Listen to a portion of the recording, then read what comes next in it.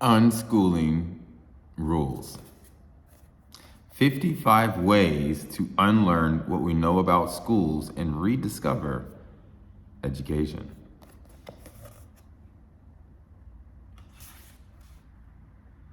All right.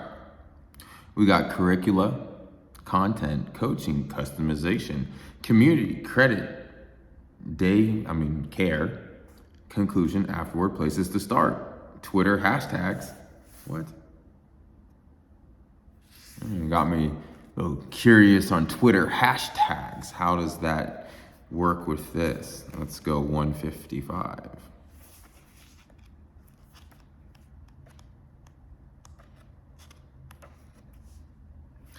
Twitter, your progress. Broadly use unschooling rules as you work on any of these issues. Use unschooling rules XX as a Twitter hashtag where XX is the rule number. For example, now I know what it means. Let's go with the introduction. What is this book about? If somewhere deep inside of you, you suspect it. Let's try that again. If somewhere deep inside of you, you suspect there's something wrong with America's educational system, we have something in common. As a successful entrepreneur and a Socratic teacher for the last 20 years, I spent a lot of time working in and studying our educational systems. From the halls of Harvard Business School and inside my own classroom to serving on blue ribbon educational committees for the governor of Texas and working on educational reforms with scores of CEOs. I've worked inside the belly of the beast of education where most of us aren't allowed to go. It's not a pretty sight. For years, I accepted the paradigm put forward by educrats and worshipped by well-meaning political and business leaders. Our K-16 educational system should be organized like a factory. K-16, I thought it was K-12. Like an educational factory, where teachers, I guess 16 colleges included, administrators, busily pour knowledge into the heads of students in order to produce more productive citizens. Then one day I had a wake-up call. Surprisingly, it didn't come while working on an educational simulation with Clark or meeting with the reform-minded CEO or the dean of the Harvard Business School, but with an elementary school teacher. It all revolved around our own children. My wife and I suspected it might be time to move our 6 and 7-year-old boys from a Montessori preschool to a more traditional educational environment. So I asked for a meeting with one of the best teachers at one of the best private elementary schools in Austin, Texas, and asked, when should we transition our sons to a more traditional school? As soon as possible, he replied. Somewhat taken aback, I asked why. Because the longer they are in a non-traditional school, the harder it will be for them to sit still and be lectured to all day. I pictured our 2 curious, lively boys, happy boys, chained to desks for hours on end. And before I could stop myself, I don't blame them. The teacher looked at the floor for the longest time, so long that I thought something was wrong. Then he looked up with tears in his eyes and softly said, I don't either. That moment, that day, I knew our family was finished with traditional education, destined to join Clark's army of unschoolers. In that instant, I saw why the K16 Factory Analog was so flawed. Not just conceptually, but morally too. Because our 2 beautiful sons aren't widgets, and neither are your children. Each child has a spark of genius waiting to be discovered, ignited, and fed. And the goal of schools shouldn't be to manufacture productive citizens, to fill some corporate cubicle. It should be to inspire each child to find a calling. That will change the world. The jobs of the future are no longer manager, director, or analyst, but entrepreneur, creator, and even revolutionary.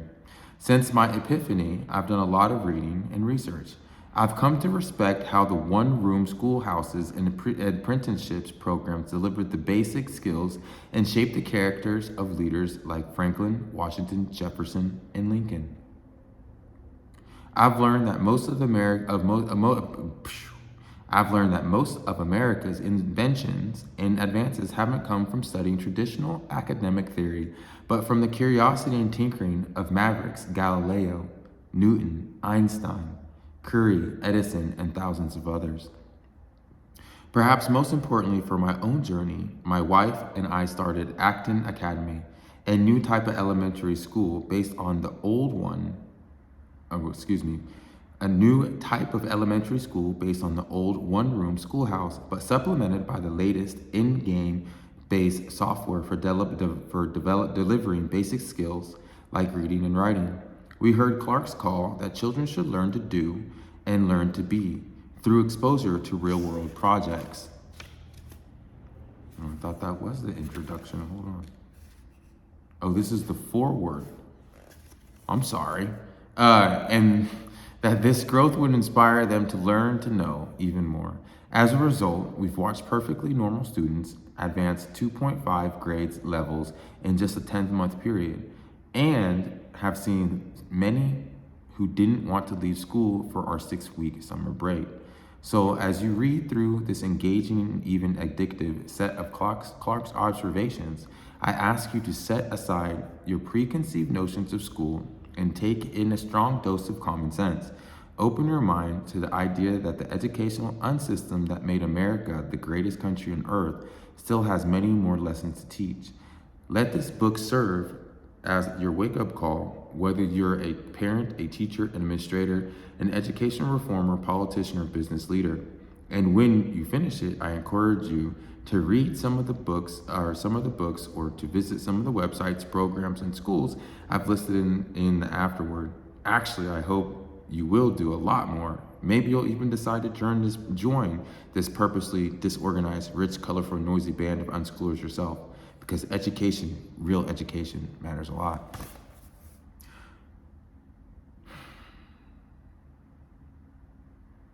I mean, I from someone who didn't really go to traditional school, right? We got 30 seconds, so I'll say it quick. I graduated high school in 2.5 years. So was doing traditional school. I ended up having to go to summer school, and I was in a program and things, and then they basically kicked me out.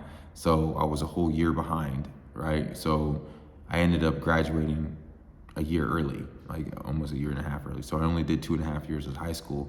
And the way that I was able to do it is because I wasn't stuck on going everyone else's speed. I was able to go at my own speed. So at my own speed, I got accepted in University of Seton Hall. So don't think I didn't go. I mean, that was my own stupidity, but I was able to get there. So it's not like I graduated that fast with terrible grades. I actually had pretty good grades and was able to get into university. That's the only one I applied to. So I can't say I got into all these other ones. I only applied to one and I got in. But yeah, so the problem, I guess, what they're kind of saying is, with what I agree with, is the problem that I see with the educational system is it's just so slow. Like for some people, I wasn't like school is, because you have people that can receive information at different speeds, right? So I'm never going to be good in a classroom. I will be much better if I just sit by myself. And you want me to do what? You want me to read this book? You want me to sit here? Okay, let me just do that. And I can get that done like the whole semester in a whole week. But you want me to remember and pay in my attention span from a whole semester, 3 months for something I can do in maybe 2 weeks? It doesn't work for me, right? And so there's probably, like, especially with ADD and all this other kind of stuff, we don't have the attention span for how slow that the education is. Like on our phones every day, where it zoom, zoom, zoom, zoom, zoom, right? So we're able to consume information at light speeds, right? But then our educational system still teaches us like it's the dark ages, right? So if we could speed that system up and be able to consume information at the speed of light like we are on our phones, then I think the educational system it would serve a much better purpose.